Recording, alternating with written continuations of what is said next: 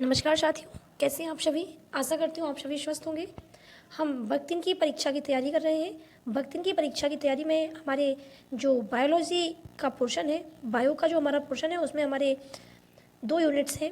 उन यूनिट्स में जो भी टॉपिक हैं, उन टॉपिक्स को हम अलग अलग नोट्स से, एनसीईआरटी बुक से, लूसेंट की बुक से कवर करने का प्रयास कर रहे हैं, जो कि आपको हेल्पफुल हो सकते हैं। तो हम बायो के कोशिका चैप्टर को आज अपनी इस क्लास में पढ़ने वाले हैं। ये खान सर का नोट्स है और उनके नोट्स से ही हम अपनी कुछ टॉपिक्स कवर करने वाले हैं। सजीवों के अध्ययन जीव विज्ञान कहलाता है। जीव विज्ञान के जनक अरस्तु हैं। जीव विज्ञान के जनक कौन है? अरस्तु हैं। और सजीवों का जो अध्ययन है वो जीव विज्ञान कहलाता है। फादर ऑफ जो जूलॉजी है वो अरस्तु है। जूलॉजी और बॉटनी दोनों के जनक आपके अरस्तु को कहा जाएगा। जूलॉजी इसके अंतर्गत हम जंतुओं का अध्ययन, सॉरी बॉटनी के अंतर्गत आप जो थियोफैक्टस है उनको जनक मानेंगे। और बायोलॉजी और जूलॉजी, बायो और जूलॉजी दोनों के आप जनक मानेंगे। आप किसको? अरस्तु को मानेंगे। जंतुओं का अध्ययन जूलॉजी और पेड़ पौधों का अध्ययन बॉटनी कहलाता है। बॉटनी के जनक थियोफैक्टस है। नेक्स्ट आप कोशिका को गहन अध्ययन करना पड़ेगा, क्योंकि कोशिका हमारे सिलेबस का एक टॉपिक है। कोशिका का अध्ययन साइटोलॉजी कहलाता है। कोशिका के अध्ययन क्या कहते हैं हम? साइटोलॉजी कहते हैं। कोशिका प्रत्येक जीवधारी की रचनात्मक एवं क्रियात्मक इकाई है। प्रत्येक जीवधारी के शरीर कोशिकाओं से मिलकर बना है। ऐसा मान लीजिए जैसे छोटी छोटी कई ईंटों से मिलकर एक दीवार बनी होती है और कई दीवारों से मिलकर एक कमरा बना होता है और कई कमरों से मिलकर एक मकान बना होता है। ठीक इसी प्रकार हमारी अनेक कोशिकाओं से मिलकर अनेक कोशिकाएं से मिलकर अंग बने होते हैं और कई अंगों से मिलकर हमारे शरीर बना है। तो शरीर की या जो जीवन की सबसे छोटी क्रियात्मक और जो रचनात्मक इकाई वो क्या है? कोशिका है। प्रत्येक जीवधारी के शरीर में कोशिकाओं से मिलकर बना है। सर्वप्रथम कोशिका की खोज 1665 में रॉबर्ट हुक ने की थी और इन्होंने मरी हुई कोशिका की खोज की।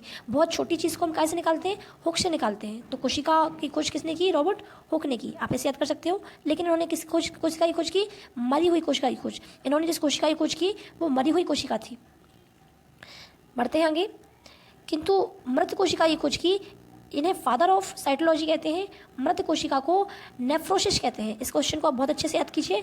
मृत कोशिका को क्या कहते हैं? नेफ्रोसिस कहते हैं। रॉबर्ट ब्राउन ने अपनी कोशिका संबंधित खोजों के वर्णन माइक्रोग्राफिया पुस्तक में किया। रॉबर्ट ब्राउन की पुस्तक कौन सी है? माइक्रोग्राफिया है। सर्वप्रथम जीवित कोशिका की खोज 1674 में एंटोनी वॉन ल्यूवेनहॉक ने की। लाइफ और ल्यूवेन आप दोनों को एक दूसरे से याद कर सकते हैं। तो जीवित कोशिका की खोज किसने की? ल्यूवेनहॉक ने। जीवित कोशिका ल्यूवेनहॉक कब की? 1674 ईस्वी में की। स्लाइडेन एवं स्वान ने कोशिका सिद्धांत का प्रतिपादन किया। कोशिका का सिद्धांत किसने दिया? तो स्लाइडेन एवं स्वान ने दिया। आगे बढ़ते हैं और कहा कि कोशिकाएं शरीर कोशिकाओं से बना है, अतः कोशिका शरीर की सबसे छोटी इकाई है।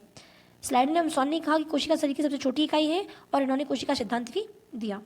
सबसे छोटी कोशिका है वो माइक्रोप्लाज्मा है।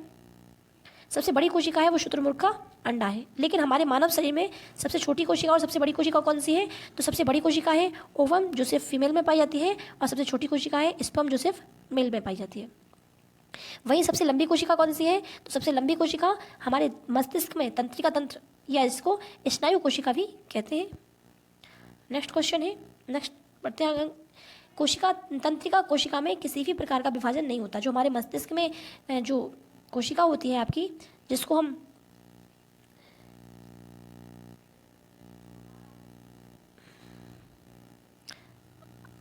आपने इस प्रकार का एक चित्र विज्ञान में देखा होगा, जो कि आपकी तंत्रिका तंत्रिका है और इसमें कोशिका विभाजन नहीं पाया जाता।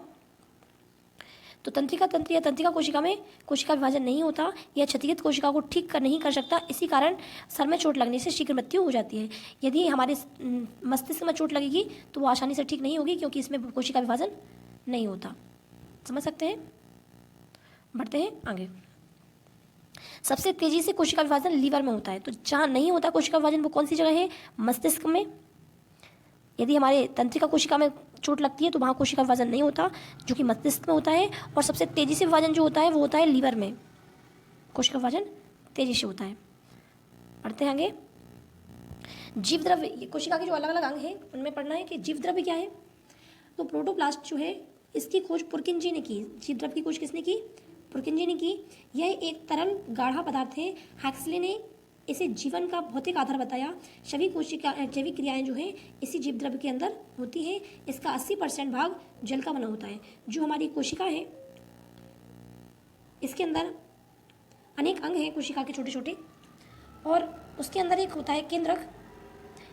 केंद्रक के अंदर एक द्रव भरा होता है, इसको हम ऐसे समझा देते हैं। केंद्रक के अंदर भी एक द्रव भरा हुआ होता है। साथ ही हमारी जो कोशिका है इसमें भी एक द्रव भरा रहता है। तो कोशिका द्रव और केंद्रक द्रव दोनों को मिलाकर, जो कोशिका द्रव है और जो केंद्रक द्रव है, इन दोनों को मिलाकर ही नाम देते हैं जीव द्रव। क्या बोलते हैं इन दोनों के द्रव को? जीव द्रव। क्योंकि यदि ये द्रव नहीं होगा तो ये अपने आकार में नहीं रह पाएंगी और कोशिका समाप्त हो जाएगी, और कोशिकाएं समाप्त होगी तो हम समाप्त हो जाएंगे। एक साथ हमारे शरीर में कई सारी अनेकों कोशिकाएं खत्म होती हैं और एक साथ कई कोशिकाएं उनमें बनती रहती हैं, तो ये क्रिया चलती रहती है। इस कारण कोशिका में जो जीव द्रव है, जो द्रव है उसको हम क्या कहते हैं? केंद्रक द्रव और कोशिका द्रव दोनों को मिलाकर, जो हमारा केंद्रक द्रव है और जो कोशिका द्रव है, इन दोनों को मिलाकर नाम दिया जाता है जीव द्रव। ध्यान रहेगा। इसमें 80% जल होता है, शेष अन्य तत्व होते हैं। दो प्रकार के होते हैं, कोशिका द्रव और जीव द्रव, जो कि हम पढ़ चुके हैं। कोशिका द्रव, जो जीव द्रव की खोज किसने की? पुरकिंजी ने की। ये आप याद कर सकते हैं। चलते हैं नेक्स्ट क्वेश्चन टॉपिक में। कोशिका द्रव कोशिका को सूखने से बचाता है। किस काम से बचाता है? ये कोशिका को सूखने से बचाता है। कोशिका भित्ति, कोशिका भित्ति क्या होती है? तो भित्ति मतलब है दीवाल, भित्ति से मतलब किसका है? दीवाल से है। और आप पेड़ पौधों में देखेंगे हमारे जो कोशिकाएं होती हैं इनमें सिर्फ कोशिका झिल्ली होती है, लेकिन जो पेड़ पौधों की कोशिकाएं होती हैं उसमें कोशिका झिल्ली तो होती ही है, साथ में बाहर एक मोटी दीवार होती है जिसे हम कोशिका भित्ति कहते हैं। जिसको कहते हैं? भित्ति कहते हैं। और ये कोशिका की बाहर की दीवार है तो इसे कोशिका भित्ति कहेंगे। समझ में आया? तो कोशिका भित्ति यह सेलुलोज की बनी होती है। यह केवल पादप कोशिकाओं मतलब पेड़ पौधों में पाई जाती है। यह हरे पेड़ पौधों को सुरक्षा प्रदान करती है। कुछ जीवाणु एक पादप होता है जिसकी कोशिका भित्ति पेप्टिडोलाइकेन की बनी होती है। कवक की कोशिका भित्ति काइटिन की बनी होती है। हमें ये भी याद करना है कि किसकी कोशिका भित्ति कैसी बनी होती है। तो आप याद कीजिए, कवक की, काइटिन की, कवक की कोशिका भित्ति, काइटिन की, पादपों में कोशिका भित्ति, सेलुलोज की, जीवाणुओं में कोशिका भित्ति पेप्टिडोलाइकेन की बनी होती है। तो आप याद कर लीजिए। चलते हैं कोशिका झिल्ली की ओर। कोशिका झिल्ली यह जंतु एवं पादप दोनों कोशिकाओं में पाई जाती हैं। जो जंतु कोशिकाएं उसमें भी कोशिका झिल्ली पाई जाएगी और पादप कोशिकाओं में भी कोशिका झिल्ली पाई जाएगी। कोशिका के अंदर के सभी अवयव इसी झिल्ली में अंदर रहते हैं। जितने भी इसके अंग होते हैं कोशिका के, वो कोशिका झिल्ली में रहते हैं। और ये झिल्ली में अलग अलग साइटोसोम है आपकी, है ना, केंद्रक है, गल्जी बॉडी है, सेंट्रोसोम है, ये सब आपकी कोशिका में रहते हैं। कोशिका झिल्ली काम क्या करती है? जैसे आपने देखेंगे कि कुछ पदार्थों को कोशिका के भीतर जाने देती है और कुछ पदार्थों को कोशिका के भीतर जाने से रोकती है। मतलब कोशिका के अंदर जाने वाले पदार्थों का नियंत्रण करती है। यह एक अर्धपारगम झिल्ली होती है, कुछ ही वस्तुएं अंदर जाने देता है। आगे पढ़ते हैं माइटोकॉन्ड्रिया, या इसको हिंदी में कहते हैं सूत्रकणिका। इसकी खोज अल्टमैन ने की। माइटोकॉन्ड्रिया की खोज किसने की?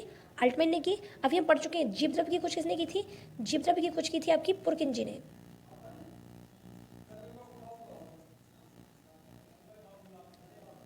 जीव द्रव्य की खोज किसने की थी? आपकी पुरकिंजी ने की थी। वहीं माइटोकॉन्ड्रिया की खोज किसने की? अल्टमैन के द्वारा की गई।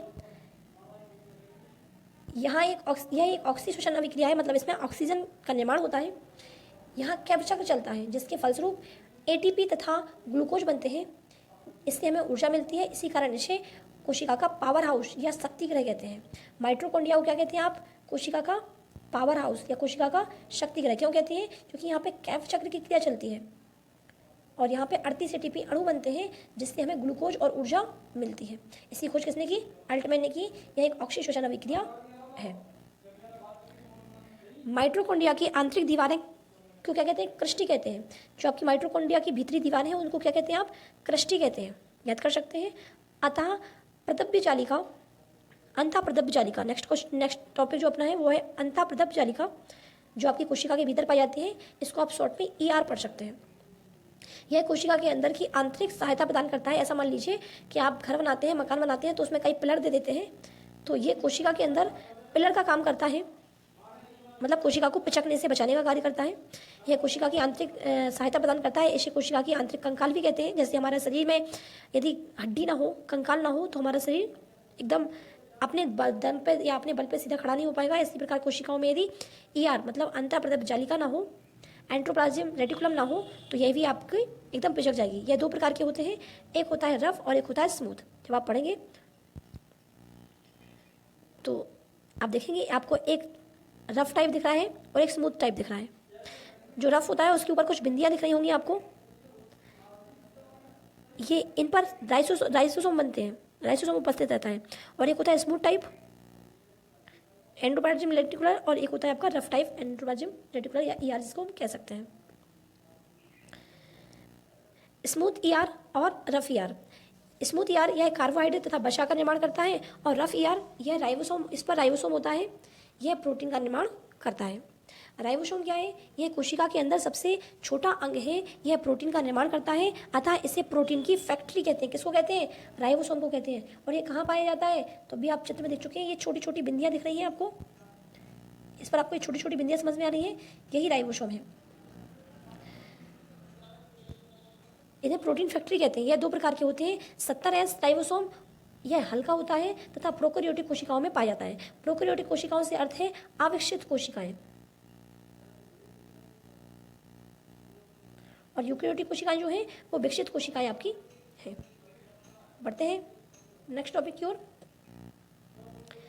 80S राइबोसोम, यह भारी होता है और यह यूकैरियोटिक कोशिका मतलब विकसित कोशिकाओं में पाया जाता है।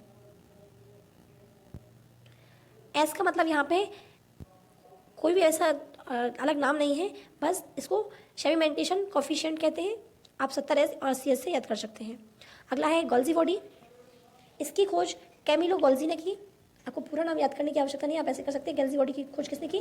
गोल्जी ने की। यह पदार्थों के परिवहन मतलब एक स्थान से दूसरे स्थान पर ले जाने का काम करता है। जैसे आपके माइटोकॉन्ड्रिया ने ऑक्सीजन बनाया क्रेब्स चक्र की क्रिया से, तो उस ऑक्सीजन को पूरे शरीर तक पहुंचाने का काम कौन करेगा? गोल्जी बॉडी करेगा। नेक्स्ट टॉपिक है आपका सेंट्रोसोम। यह तारक का है, यह कोशिका के विभाजन करता है। यह मस्तिष्क में नहीं पाया जाता, जिस कारण तंत्रिका तंत्र या तंत्रिका कोशिका में विभाजन नहीं होता, यह केवल जंतु कोशिकाओं में पाया जाता है। सेंट्रोसोम क्या काम करता है?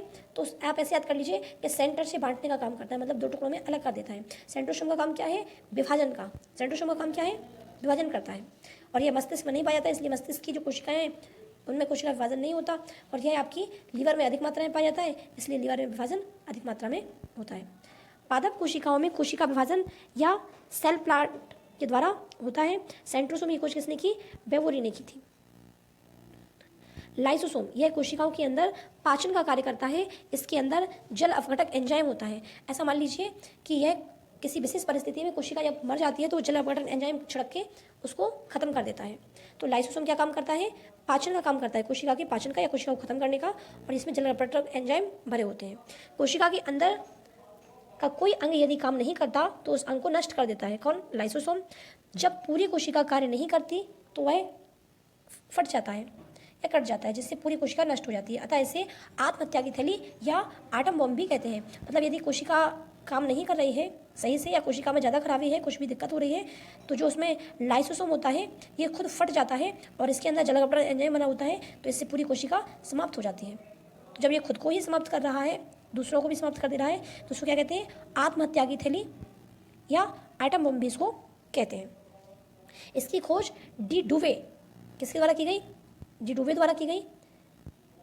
आरबीसी के अंदर लाइसोसोम नहीं पाया जाता, अतः आरबीसी मरने के बाद प्लीहा या तिल्ली में पाया जाता है, जिससे कारण एप्सिलिन को आरबीसी की कब्र कहते हैं। जो एप्सिलिन है या पीलिया तिल्ली है, वहाँ यदि मरी हुई आरबीसी मिलती है तो उसको क्या कहते हैं? आरबीसी को जो एप्सिलिन को आरबीसी की कब्र कहा जाता है। नेक्स्ट क्वेश्चन है हमारा केंद्रक। केंद्रक की खोज किसने की? तो रॉबर्ट ब्राउन ने की। ऐसे याद कर लीजिए कि जो किसी भी फल का बीज होता है वो ब्राउन कलर का होता है, तो रॉबर्ट ब्राउन ने केंद्रक की खोज की। यह कोशिका को नियंत्रित करता है, अतः इसे कोशिका का दिमाग या मस्तिष्क भी कहा जाता है। इसमें 80% जो है वो प्रोटीन पाया जाता है केंद्रक में। बढ़ते हैं आगे। रसधानी या जिसे हम कहेंगे वोक्यल्स, इसमें हम मान लीजिए कि जल हमारे शरीर के लिए बहुत आवश्यक है, तो जल की जितनी पूर्ति होती है वो हमें वोक्यूल्स में संचित होता है। यह जल को संचित करके रखता है। यह जंतुओं में छोटा होता है जबकि पादपों में बहुत बड़ा होता है। मनुष्य के लिए या जानवरों के लिए पेड़ों की अपेक्षा कम पानी की आवश्यकता है।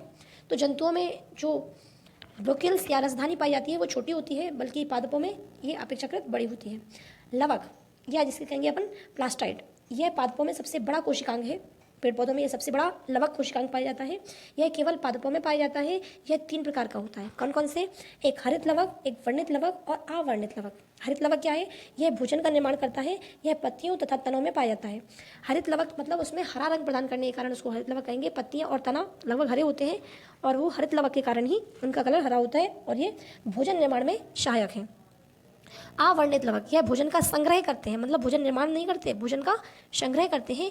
यह जड़ और फल में पाया जाता है। जितने भी फल होंगे उनमें भीतरी भाग जो होता है वो किसी रंग का नहीं होता, एकदम भूरा टाइप का होता है। दूसरी बात, जो आपका जड़ है वो भी एकदम भूरी टाइप की होती है, वो भी किसी रंग की नहीं होती। तो इन दोनों में अवर्णित लवक पाया जाता है। वहीं वर्णित लवक यह रंग प्रदान करने का काम करता है, जैसे टमाटर, मिर्च, इनमें लाइकोपेज, गाजर में कैरोटीन, चुकंदर में बीटानून और फलों में पीला रंग जेंथ्रोफिल के कारण पाया जाता है। ये अलग अलग आपके वर्णित लवक के उदाहरण हैं। अब आपको कोशिकाओं को एक छोटे से संरचना के द्वारा समझाया गया है। जंतु कोशिकाओं और पादप कोशिकाओं में अंतर, और कुछ समानताएं भी हैं, कुछ अंतर भी हैं। तो समानताएं क्या है? जंतु कोशिकाएं अपेक्षाकृत छोटी होती हैं, पादप कोशिकाएं बड़ी होती हैं। जंतु कोशिकाएं गोलाकार होती हैं, पादप कोशिकाएं चौकोर आकार की होती है। वोकल जंतु कोशिकाओं में छोटा पाया जाता है और पादप कोशिकाओं में वोकल्स बड़ा पाया जाता है। जंतु कोशिकाओं में आप देखेंगे तो इसको याद कर लीजिए, CFN। क्या क्या पाया जाता है आपका? तो जंतु कोशिकाओं में आपका सीलिया, फ्लैजला और लाइसोसोम पाया जाता है। सीलिया और फ्लैजला क्या होते हैं आपके? तो आप देखेंगे, जब भी कोशिका को देखेंगे तो कोशिका के बाहर कुछ छोटी छोटी रोम टाइप के होंगे और कुछ बड़े रोम टाइप के होंगे। तो जो छोटे होंगे उनको सीलिया कहेंगे और जो बड़ा होगा उसको फ्लैजला कहेंगे। ठीक है। और लाइसोसोम अभी हम पढ़ चुके हैं, जिसको हम आत्महत्या की थैली कहते हैं, जो जलाफट एंजाइम को अपने भीतर से या तो निकाल के किसी चीज़ को समाप्त कर देती है या पूरी फट जाती है तो कोशिका ही समाप्त हो जाती है। ये सिर्फ जंतु कोशिकाओं में पाई जाती हैं 3 चीज़ें। कौन कौन सी? CFL, सीलिया, फ्लैजला और लाइसोसोम। आगे पादप कोशिकाओं में देखते हैं। तो पादप कोशिका में सेल वॉल मतलब भित्ति, जो कोशिका भित्ति होती है, बाहर की जो उनकी दीवार होती है कोशिका की, वो सिर्फ जंतु कोशिकाओं में पाई जाती है, पादप कोशिकाओं में नहीं। दूसरा प्लास्टाइड मतलब लवक, जिनके कारण उनमें पत्तियों का रंग हरा, तना या जड़े का रंग जो भूरा कहें या बेरंग कहें, और फलों का अलग अलग रंग, किसके कारण? लवक के कारण, प्लास्टाइड के कारण। और अगला पाया जाता है आपका क्लोरोप्लास्ट, जिसको हम कहते हैं हरित लवक। ये विशेष है आपका पादप कोशिकाओं में। चलते हैं आगे। कोशिकाएं 2 प्रकार की होती हैं, प्रोकैरियोटिक कोशिका और यूकैरियोटिक कोशिका। प्रोकैरियोटिक कोशिका कैसी कोशिकाएं? अविकसित कोशिकाएं। कैसी कोशिकाएं आपकी? अविकसित कोशिकाएं। वहीं जो यूकैरियोटिक कोशिकाएं आपकी, वो आपकी विकसित कोशिकाएं हैं और ये पादप और जंतु दोनों में पाई जाती हैं। प्रोकैरियोटिक कोशिकाएं और यूकैरियोटिक कोशिकाओं में हम कुछ समानताएं और भिन्नताएं पढ़ते हैं। प्रोकैरियोटिक कोशिकाएं, इनमें कोशिकाओं के सभी अंग नहीं पाए जाते। इन्हें प्रारंभिक कोशिकाएं भी कह सकते हैं क्योंकि अविकसित है। इनमें कोशिका झिल्ली, राइबोसोम, 70S पाया जाता है तथा शेष अंगों का अभाव देखा जाता है। यूकैरियोटिक कोशिका ये पूरी तरीके से विकसित होती है। इन कोशिकाओं में सभी अंग पाए जाते हैं और ये 70S नहीं बल्कि 80S राइबोसोम पाया जाता है इनमें। पादप कोशिकाओं के बाहर उसका जो आकार होता है वो कैसा होता है? चौकोर होता है। इनके अंदर का आकार अंग प्लास्टाइड होता है, मतलब जो लवक होते हैं वगैरह वो एक्स्ट्रा होते हैं। इनका वोक्यूल्स या रसधानी बड़ा होता है। इनमें क्लोरोफिल पाया जाता है। जंतु कोशिकाएं गोल होती है। इनके अंदर का सबसे बड़ा अंग केंद्रक ही होता है जंतु कोशिकाओं में। तो क्या चीज़ बड़ी होती है, क्या चीज़ छोटी होती है, उसके बारे में पढ़ते हैं। प्रोकैरियोटिक कोशिका, यूकैरियोटिक कोशिका। प्रोकैरियोटिक कोशिका जो होती है वो आपकी छोटी होती है अपेक्षाकृत यूकैरियोटिक कोशिकाओं से, क्योंकि अविकसित भी है। इसके जो केंद्रक होता है उस पर कवर नहीं होता, केंद्रक के ऊपर कोई cover, no envelope on nucleus, और इसकी न्यूक्लियस पर एनवलप होता है। श्वसन जीवद्रव्य से द्वारा होता है, इसमें श्वसन माइटोकॉन्ड्रिया द्वारा होता है। आपका जो पेप्टोइड ग्लैंड्स है वो पाया जाता है, और इसमें सेल ग्लूकोज पाया जाता है। इसमें 70S टाइप के सेंट्रोसोम, इसमें 70S और इसमें 80S पाया जाएगा। और जो कॉमन होते हैं वो क्या होते हैं आपके, सीलिया फ्लेजला, डीएनए, जीवद्रव्य, प्रकाश संश्लेषण, कोशिका झिल्ली, कोशिका भित्ति, ये आपके कुछ सेम होते हैं। एक्स्ट्रा क्या है, माइटोकॉन्ड्रिया जो आपकी सिर्फ यूकेरियोटिक में पाई जाएगी, girls body eukaryotic, centrosome eukaryotic और लाइसोसोम यूकेरियोटिक कोशिकाओं में ही पाया जाता है। बिना कोशिका भित्ति वाले कोशिकाओं में क्या नहीं पाया जाता, तो बिना भित्ति वाली कोशिकाओं में आपका ER नहीं होगा।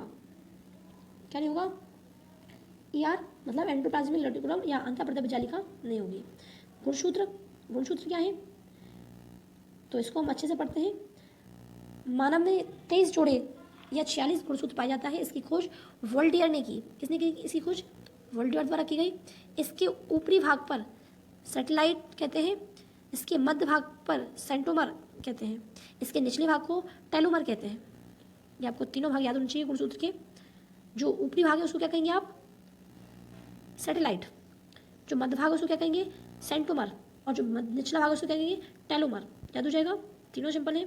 इसके बीच के भाग में समान संरचना पाई जाती है जिसे आर्म्स कहते हैं। जो अभी गुणसूत्र की समान संरचना होती है उसे क्या कहेंगे आप, आर्म्स कहेंगे। गुणसूत्र आप जब भी देखेंगे तो कुछ आपको इस प्रकार की संरचना मिलेगी, और ये इसके क्या है, आर्म्स है। ये इसके आर्म्स कहे जाएंगे, मतलब भुजाएं हैं। ये सेंट्रोसोम्स, ये इनकी आर्म्स है। क्रोमोसोम केंद्रक में पाया जाता है। क्रोमोसोम के अंदर डीएनए होता है, डीएनए के अंदर जीन्स होते हैं, जीन्स पर माता पिता के गुण पाए जाते हैं, अतः जीन्स ही आनुवंशिकता के आधार है। जीन्स न्यूक्लियोटाइड का बना होता है। जीन्स की खोज किसने की, जोहानसन ने की थी।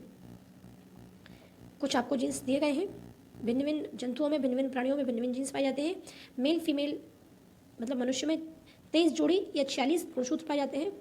44 मेल के प्लस 1 45, या मेल या फीमेल कैसे डिसाइड होगा, तो इसी प्रकार 44 प्लस 1 46।